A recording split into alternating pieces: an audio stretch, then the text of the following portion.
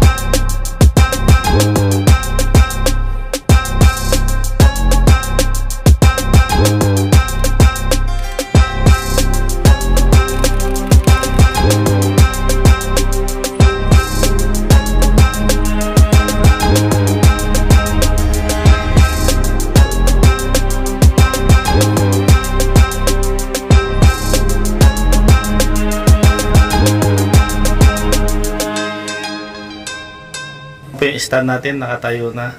So dyan medyo nakataas lang siya. So hindi pa namin na-testing yung maximum height niya. Yung gagamitin namin sa September 16 gig.